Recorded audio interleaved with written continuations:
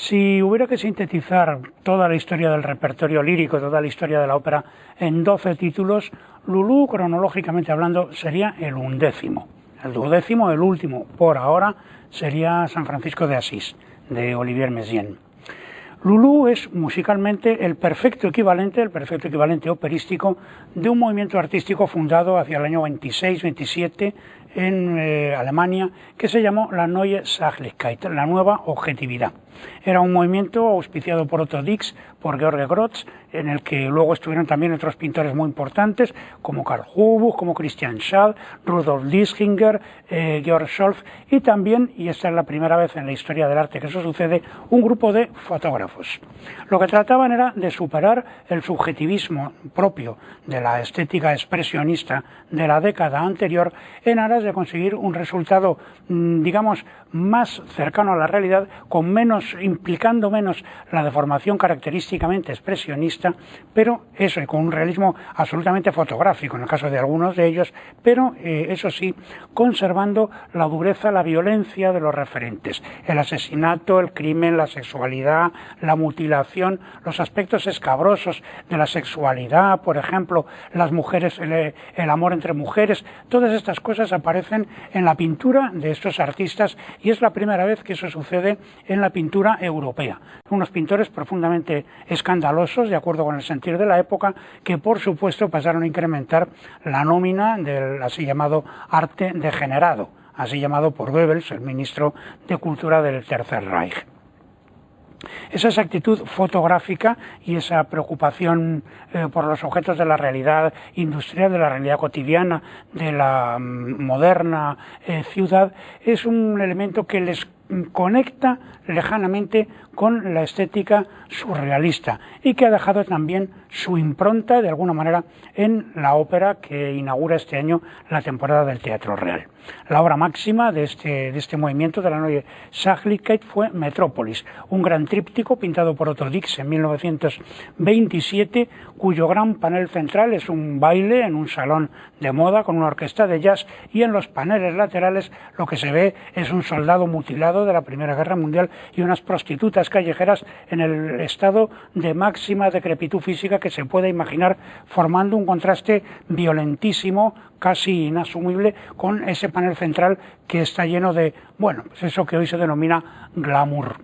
Entonces, la ópera de Alban Berg nace a partir de dos tragedias, de dos obras de teatro de Franz Wedekind. Un escritor muerto en 1918, que había sido periodista, que como periodista cubrió los asesinatos de Jack el Destripador en Londres en 1888, personaje que aparece también en las obras de teatro y que aparece en la obra de Alban Berg, que a partir de ellas nace, y estas obras que se titulan El Geist, el espíritu de la tierra, es de 1895, y la segunda, La caja de Pandora, de 1904. Alban Berg presenció una representación en Viena en el Trianon Theater en 1905, representación auspiciada por un discurso previo, una presentación previa del periodista, del escritor Karl Kraus, fundador de la famosa revista de agitación cultural Die Fackel, La Antorcha. Entonces Berg se quedó fascinado con la obra, pero no comenzó a trabajar en ella hasta 1929. Es interesante la fecha porque es exactamente la misma fecha en que Georg Wilhelm Pabst realiza una película excepcional que es precisamente La caja de Pandora, que se basa en la segunda de las tragedias de Wedekind y que está protagonizada por una maravillosa Louise Brooks y que, por cierto, tiene por guionista a Ladislao Vaida, el padre del realizador cinematográfico del mismo nombre, que años después en España realizaría algunas obras cinematográficas tan famosas y tan magníficas como puede ser El Febo, como puede ser Mi tío Jacinto o la más conocida de todos, Marcelino Pan y Vino. A la muerte de Alban Berg en 1935, Lulú tiene solamente 2 actos. El tercero ha quedado prácticamente completo, salvo un fragmento de 7-8 minutos que corresponde a música del Music Hall y que debe repetir música del final del primer acto, que Berg no había terminado de componer, y el resto está todo escrito en una partitura de canto y piano en reducción de Erwin Stein, y había orquestado, mejor dicho, Alban Berg 390 compases de los 1325 de que costaba ese tercer acto. La Universal Edición, de hecho, anunció que iba a poner a la venta una edición de esa partitura en reducción de canto y piano. Llegó a grabar 30 páginas, pero naturalmente la declaración de arte degenerado por parte del interdicto que cayó sobre esta música y sobre todo el arte vanguardista de esa época lo hicieron imposible. Finalmente, Lulú se estrenó no en Alemania, sino en Zúrich en 1937, en una versión de 2 actos y el tercero sustituido por una pantomima y por el final de la obra que Berg sí había concluido y sí que había orquestado. Esta versión estuvo en circulación varios años y durante los primeros años la esposa de Alban Berg, Helene Berg, trató de que varios compositores del círculo de amigos y de músicos de su esposo pudieran concluir la obra o pudieran orquestar en realidad la obra ya finalizada o casi finalizada. Fue un empeño vano, porque ni Schoenberg, ni Anton Webern, ni Zemlinsky, ni tampoco Ernest Krenek o Heinrich Apostel, que fue el único discípulo conocido de Alban Berg, quisieron asumir lo que les parecía una responsabilidad que estaba por encima de sus fuerzas. Y lo curioso es que cuando la obra comenzó a sentarse en los escenarios, fue el momento a partir del cual Helene Berg decidió que la obra debía quedar como estaba y que esa versión de 2 actos, con el final en forma de pantomima, era suficiente, interpretaba perfectamente el sentir de su esposo y negando la autorización para que la obra se concluyera, incluso prohibiendo a la Universal Edición que mostrase el manuscrito a nadie. Esto se cumplió hasta que Helene Berg murió en 1976, pero en el año 62, secretamente, la Universal Edición, que era la editora de Alban Berg, había encargado a Friedrich Cerha ese trabajo de completar la composición, cosa que Friedrich Cerha hizo desde el año 62 hasta el año 74, de manera que en cuanto Helene Berg fallece, la Universal Edición anuncia que va a editar el tercer acto completado y orquestado por Friedrich Cerha, cosa que hace pese a que se incoa un proceso en su contra por parte de la Fundación Alban Berg, que la esposa de Berg había creado, y que sin embargo pues pierden y lógicamente la obra alcanza toda su rotundidad, toda su belleza, toda su importancia en esa versión final de 3 actos, que lo que sirvió precisamente en el juicio para sentenciar a su favor fue el hecho de que la Universal Edición puso en circulación una carta autógrafa de Berg que había estado escondiendo hasta entonces, en la que éste aseguraba que la obra solo sería conocida y valorada cuando se conociera en la versión completa de 3 actos, debido a la simetría estructural que presenta. Toda la primera parte es el ascenso social de Lulú, la segunda es el descenso social de Lulú, que acaba como prostituta en Londres, siendo una de las víctimas precisamente de Jack el Destripador. Finalmente, la versión completa de 3 actos se estrenó en 1979 en el Teatro Châtelet de París, dirigida por Pierre Boulez y con Teresa Stratas como protagonista, con una grabación que se conserva y que es verdaderamente histórica. ¿Por qué ese? Bueno, Wilhelm Fliess y Douglas Jarman después han puesto el dedo en la llaga acerca de lo que se ha ido descubriendo con posterioridad, es decir, los mensajes de naturaleza autobiográfica que están encriptados en la música de Alban Berg. Se establecía así, a través, por ejemplo, de la importancia que tienen las notas Fa y Si, es decir, las iniciales H y F, bueno, Si, Fa, las iniciales H y F, que son las iniciales de una mujer, Hannah Fuchs, que fue la amante secreta y adúltera también, porque ella también estaba casada con Alban Berg, cosa que la esposa de Alban Berg en ese momento no sabía, de manera que Lulú es una especie de contrafigura operística de esa figura de la vida del propio Berg, que está a su vez representado en la partitura mediante las notas La, Si bemol, es decir, en la notación alemana A y B, Alban Berg, y luego con 2 elementos de tipo numérico, el 23 que la representa al propio Berg y el 10 que la representa a ella. El tema viene de antiguo, porque por ejemplo Wojciech, la ópera anterior, toda ella está proporcionada según los múltiplos del número 23, por ejemplo.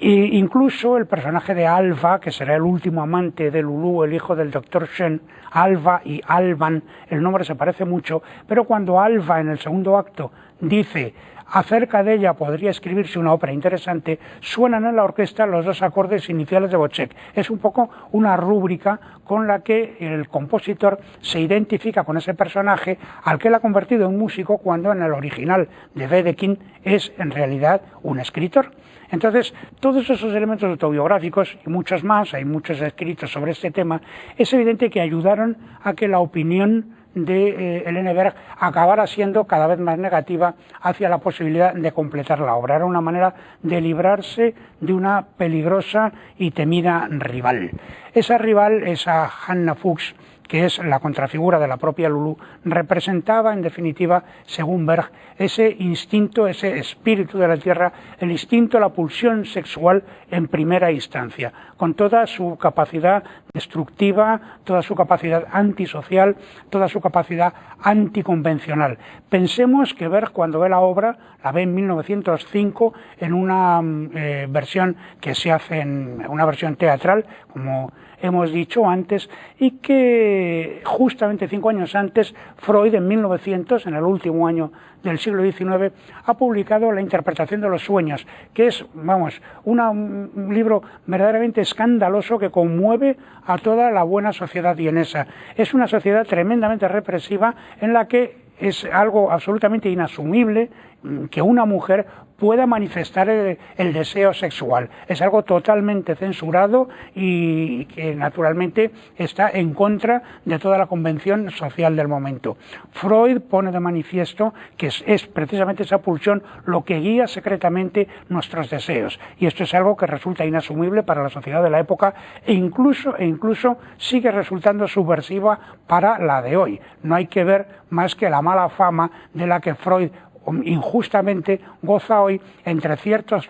círculos que pretenden hacerse pasar por ilustrados. Entonces me parece tremendamente significativo. El hombre que pone el acento precisamente sobre el poder absolutamente disgregador del deseo es Freud, y literariamente Wedekind en esta obra, y al mismo tiempo Berg en la ópera que de ello trata. Lulú es por tanto una víctima y un verdugo. Es un verdugo en la medida en que es lo que llamaríamos una mujer fatal, una devoradora de hombres, pero es también una víctima en la medida en que ella es la proyección del deseo de esos hombres. La prueba es que ni siquiera sabemos su verdadero nombre. Los amantes que desfilan, sus amantes que desfilan a lo largo de la obra, la nombran con nombres que le ponen ellos mismos y que no corresponden a su nombre verdadero, que no conocemos. Así el doctor Shen la llama Mignon, el pintor, que es su segundo marido, la llama Eva y la llama también Nelly, y Sigolg, que al principio parece que es su padre, luego resulta que es un amante antiguo, tal vez sea un padre incestuoso que la ha violado de niña, que esto no queda claro en la obra, pero es una posibilidad verdaderamente abierta, es quien la llama Lulú, pero eso no quiere decir que realmente se llame de este modo. Esa simetría de la obra queda perfectamente de manifiesto porque esos tres maridos y en su orden están interpretados por los mismos cantantes que deben en la parte final de la composición interpretar los tres clientes de Lulú cuando ella ya es una prostituta callejera en Londres, de manera que el primer marido, el consejero médico, que es un personaje mudo que muere de un ataque al corazón cuando la ve en brazos del pintor, tiene que ser el mismo intérprete que interprete al profesor, que es su primer cliente en el final del tercer acto. El pintor, a su vez, tiene que ser interpretado por el mismo personaje que interpreta el negro, que es el segundo cliente. Y por su parte, el doctor Ludwig Schön, que es un plenipotenciario del periodismo y de las finanzas, que será el tercer marido de Lulú y al que ella ultimará a tiros, casi en defensa propia, a la mitad del segundo acto, ese es el que tiene que asumir el papel de Jack el Destripador, que es el que acaba con la vida de Lulú en la conclusión de la obra. Esa estructura de la obra perfectamente simétrica queda claramente de manifiesto en el segundo acto. Ahí, después del asesinato de Schön por Lulú, hay un largo interludio instrumental, y ese interludio instrumental divide el segundo acto en dos partes perfectamente simétricas. En ese interludio, a su vez, gira en torno a su compás central, de manera que toda la segunda mitad es exactamente igual que la primera, pero leída de derecha a izquierda, por así decir. Es un palíndromo. Esto de los palíndromos es algo habitual en la música de Alban Berg. Por ejemplo, hay un palíndromo en los primeros compases de Wojciech, en la primera escena. Esos primeros 40 compases se repiten igual que los últimos de esa escena, pero leídos en sentido contrario. El concierto de cámara, su movimiento central, el movimiento lento, es también simétrico con respecto a una divisoria, a un punto central. Y ahí, en ese interludio, se debe de proyectar un film en el que, de manera simétrica, muy cuidadosamente detallada por Alban Berg, presenciaremos el ingreso de Lulú en la cárcel como asesina, y luego la manera que tiene de evadirse gracias a que la condesa Geswitz, que es uno de los personajes que está enamorado de Lulú, en este caso sin esperanzas, y que es la primera lesbiana de la historia del teatro alemán y por supuesto de la historia de la ópera, sea la que le cambie sus ropas y gracias a eso ella pueda evadirse de la cárcel. Habría que añadir que entre esos elementos censurados el lesbianismo fue un elemento fundamental. Una mujer lesbiana en la Viena de la época era la última palabra del credo, algo de lo que no se podía hablar. El propio Alban Berg, su hermana Esmaragda, era lesbiana y, como sucedía muy frecuentemente en esta época, se tuvo que casar con un hombre, fue muy desdichada, tuvo un intento de suicidio por parte de Berg, y aunque él no defendía la práctica del amor sáfico, pero el personaje está tratado con una evidente dignidad. De hecho, es el personaje que canta en un breve pero intensísimo momento al final de la obra lo que podría ser una especie de Liebestod hacia el personaje de Lulú. Seguiré contigo hasta la eternidad. Canta con una de las músicas más conmovedoras de toda la estética serial. Lulú, entonces, es la expresión del formalismo neoclasicista, decíamos al comienzo, en la década ya de los 30. Los pintores de la Neue Sachlichkeit recuperaron técnicas arcaicas, como por ejemplo la del Temple, buscando producir resultados de una precisión y de una exactitud maníaca, insisto, casi fotográfica. Entonces, Wojciech ha sido una ópera, la ópera anterior de Berg, en la que cada escena tiene una forma precisa. Hay una escena en forma de sonata, hay una escena en forma de passacaglia, hay una escena en forma de suite. En el caso de Lulú, la estructura es más compleja y a la vez más lábil. Cada acto tiene una forma dominante que agrupa en torno suyo una multiplicidad de pequeñas formas cerradas, pero que sin embargo se interpretan todas en continuidad. Y cada una de esas formas está en relación con los elementos argumentales que se están desarrollando. Así el primer acto bascula en torno a una sonata que aparece dividida en dos partes. Son las dos grandes escenas que tiene Lulú con el que será su tercer marido, con el doctor Schön. La primera parte, cuando él está contando que se quiere casar con una jovencita, que es hija de un consejero y ella se lo discute, etcétera, etcétera, corresponde a la sección de exposición, da capo y codetta de la sonata. Vienen luego otras escenas y finalmente la última escena, la escena del music hall, cuando ella se ha negado a bailar delante de la prometida del Dr. Schön. Ahí está el desarrollo, la reexposición de la sonata y la coda, que la coda es precisamente la sección en la que Lulú obliga al Dr. Schön a escribir una carta despidiéndose o rompiendo su compromiso con su prometida. El segundo acto gira en torno a la idea de un rondó y el tercero es un tema con variaciones. Lulú es un drama musical post-wagneriano en el sentido más estricto, y con ello lo que quiero decir es que todo cuanto ocurre en escena tiene su correspondencia fidedigna y precisa en la música, y que la estructura dramática y la estructura musical son exactamente la misma cosa, y una dimensión es perfectamente inseparable de la otra. En tal sentido se trata realmente de un verdadero drama musical post-wagneriano, realizado con métodos de composición diferentes, más modernos. Ópera dodecafónica, como acabo de decir hace un momento, cada personaje tiene su serie que se presenta de manera temática en la secuencia inicial, cuando el domador, el director del circo, presenta una serie de animales que son la contrafigura de los personajes que luego vamos a ver desfilar a lo largo de la ópera. En cada personaje se escucha su serie correspondiente de la que dimana el conjunto temático que luego lo va a caracterizar a lo largo de la obra, de manera que el tigre es el doctor Schön, el oso es el personaje del forzudo, el mono es el pintor, el camello es Sigurd, el amante antiguo de Lulú. El cocodrilo es precisamente la condesa Gsvit, la lesbiana. Y el propio domador tiene a su cargo la serie primordial de la que brota todo el material de la obra y las series particulares de cada personaje, y está encarnado o está simbolizado por lógica, o está simbolizando lógicamente al propio Alban Berg, que es en último extremo el que pone en escena todos los dramatis personae, toda la ficción que vamos a presenciar. Realismo e irrealismo, por tanto, en la obra de